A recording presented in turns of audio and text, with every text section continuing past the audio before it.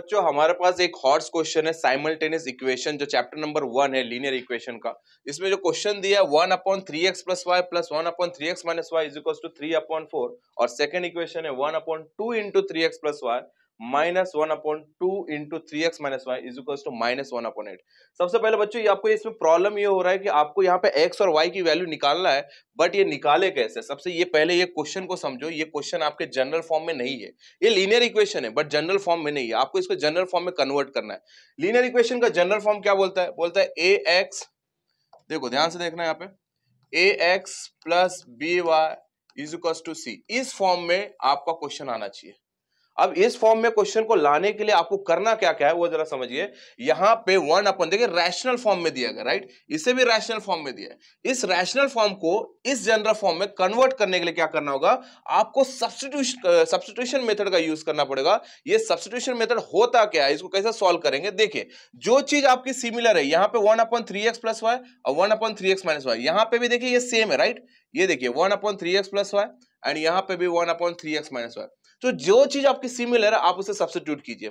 Substitute करना कैसे? यहां पे लिखूंगा मैं सब्स्टिट्यूट 1/3x + y को किसी भी वेरिएबल को मान लो, है ना, कोई भी एक वेरिएबल ले लो, जैसे मैंने यहाँ पे ले लिया m ले लिया, और दूसरा 1/3x - y, इसको आप मान लो n। क्लियर है? क्या किया हमने?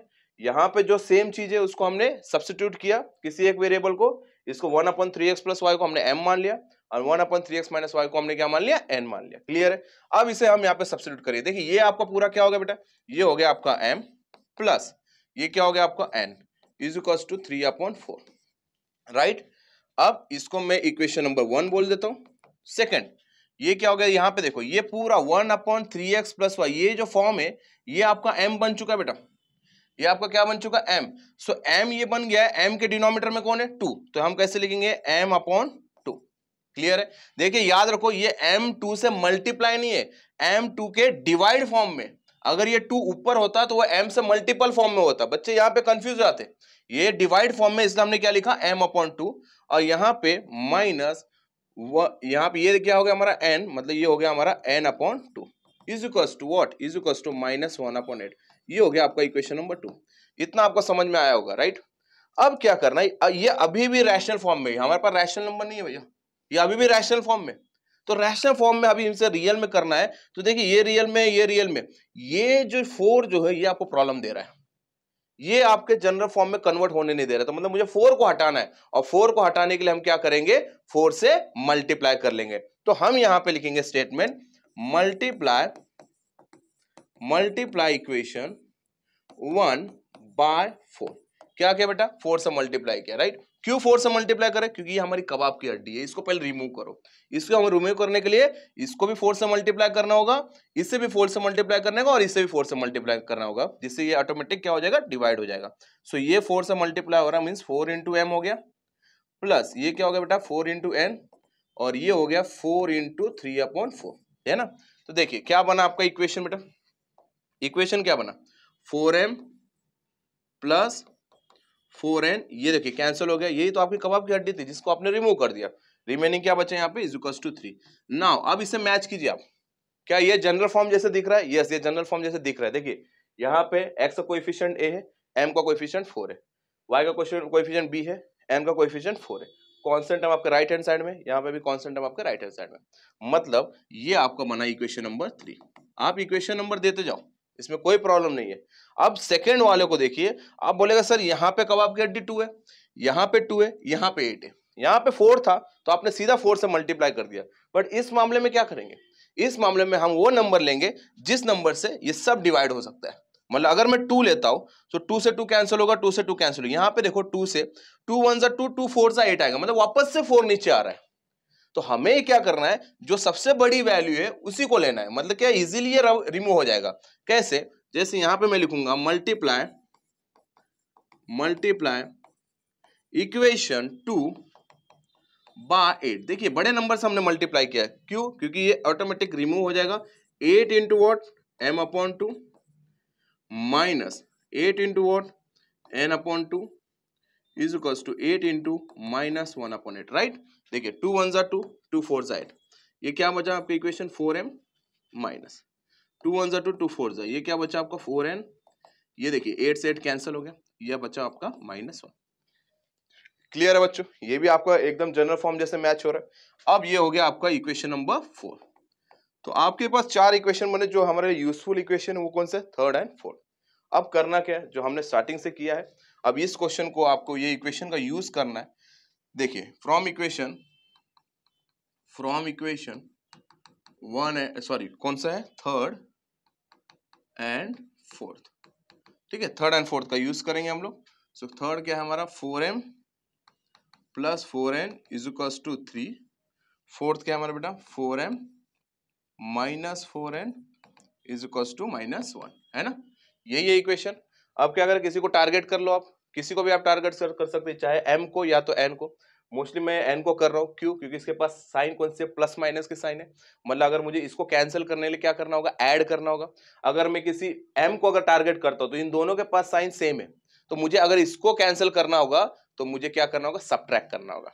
ये बात बेसिक चीजों में हो चुकी है। तो आप किसी को भी कर सकते हैं, हालांकि इसे भी कर सकते हैं, इसे भी कर सकते हैं, बट मैं प्लस के थ्रू जाना चाहता हूँ, तो मैं टारगेट n को कर रहा हूँ। टारगेट n को इसलिए कर रहा हूँ क्योंकि इसके पास प्लस माइनस की साइन है, राइट, इसके पास प्लस माइनस का है, इसलिए मैं टारगेट n को कर रहा हूँ, और ऑलरेडी सेटिस्फाइड भी है। हालांकि ये भी सेटिस्फाइड है, ये भी सेटिस्फाइड है, 4 इसके पास भी है, 4 इसके पास भी। कुछ कंडीशन ऐसे आ जाता है जब सेटिस्फाइड नहीं होता तो आपको क्या करना होगा, मल्टीप्लाई करके सेटिस्फाई करना होगा। बट आपके इस क्वेश्चन में ऑलरेडी सेटिस्फाइड है, इसलिए हम डायरेक्ट क्या कर रहे हैं, ऐड करेंगे। तो मैं यहाँ पे एक स्टेटमेंट लिख लेता हूँ, add equation third and fourth, ये स्टेटमेंट में यूज कर रहा हूँ। तो देखिए क्या होगा बेटा, 4m क्या हो जाएगा 8m, देखिए कैंसिल हो गया, इज इक्वल्स टू 3 - 1 क्या हो जाएगा आपका 2। क्लियर है, ग्रेटर साइन आपका प्लस का। सो m की वैल्यू क्या हो जाएगी बेटा, m इज इक्वल्स टू 2/8, मतलब m इज इक्वल्स टू क्या मिला 1/4, ये आपका मिला m। ये क्या मिला बेटा आपका m मिल रहा है।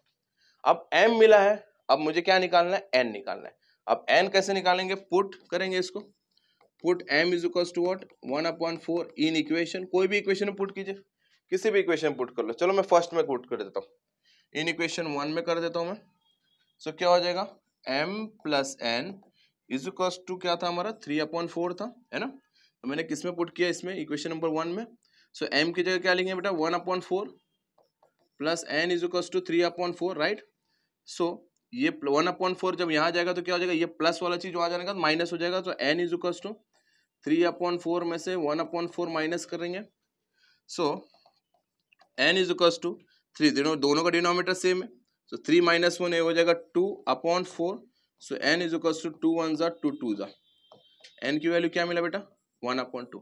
क्या मुझे m और n से मतलब है, नहीं, मुझे मतलब किससे, x और y से, क्योंकि मेरा एक्चुअल में जो क्वेश्चन है वो है निकालना मुझे x एंड y की वैल्यू।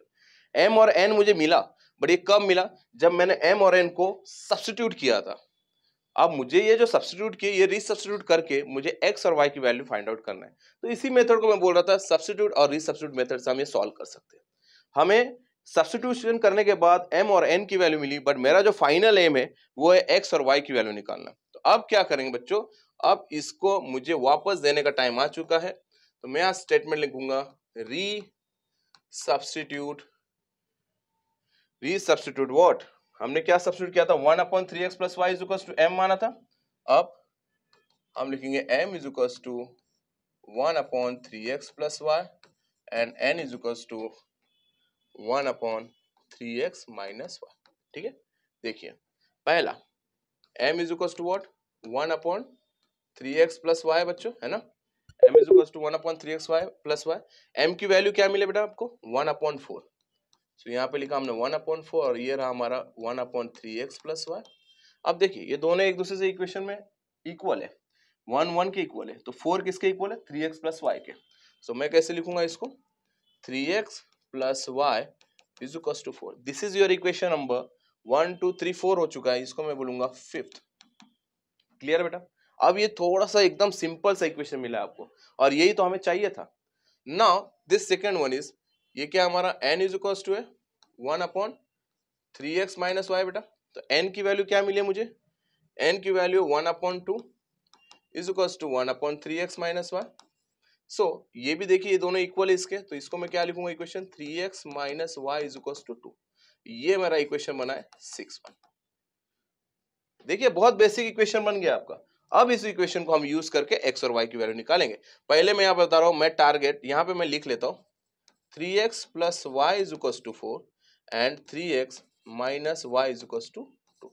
अब आप किसको टारगेट कर रहे हो, आप लोग खुद बताएंगे सर। आप हमें भी पता है आप y को टारगेट कर रहे हो, तो मैं यहाँ पे y को ही कर रहा हूँ। y का जो कोएफिशिएंट यहाँ पे 1 है, 1 है, मतलब ऑलरेडी सेटिस्फाइड है।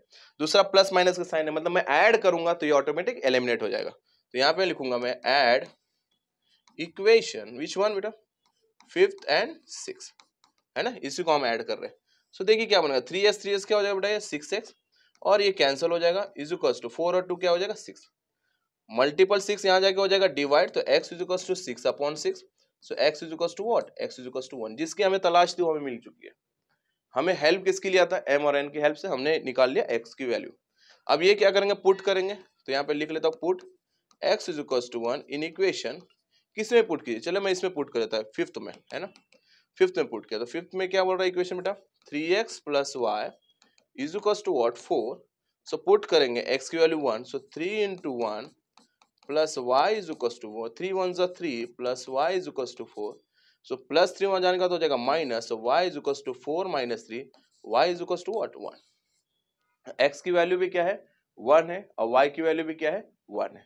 मतलब हम इस क्वेश्चन को सॉल्व कैसे कर सकते बेटा, कि ऐसे क्वेश्चन आने के बाद आप सबसे पहले ये देखेंगे, ये हमारा जनरल फॉर्म में नहीं है, सबसे पहले हमें जनरल फॉर्म में इसे कन्वर्ट करने के लिए सब्स्टिट्यूट करना होगा। और सब्स्टिट्यूट उसी चीज को लेना है जो चीज आपके पास कॉमन है, जो दोनों इक्वेशन के पास अवेलेबल है। आपने सब्स्टिट्यूट किया, इक्वेशन बनाया, इक्वेशन बनाने के बाद आपका वापस से जनरल फॉर्म में नहीं बना, आपने उस कबाब हड्डी को रिमूव करने के लिए क्या किया, उसी से नंबर से मल्टीप्लाई किया। एक टाइम ऐसी कंडीशन आ गई जिसमें आपको 3 वैल्यू मिली थी, जो ग्रेटर वैल्यू उसी से मल्टीप्लाई कर दो, आपको सीधा सीधा सिंपल सा इक्वेशन मिल जाएगा, जो इक्वेशन आपके जनरल फॉर्म से मैच होता है। इस इक्वेशन को यूज करके आप m और n निकाल लो, बट हमें m और n की जरूरत नहीं है, हम इस m और n का रीसब्स्टिट्यूट करके x और y फाइंड आउट करेंगे। तो इस क्वेश्चन को देखते ही नेक्स्ट क्वेश्चन हम लोग नेक्स्ट वीडियो में देखेंगे।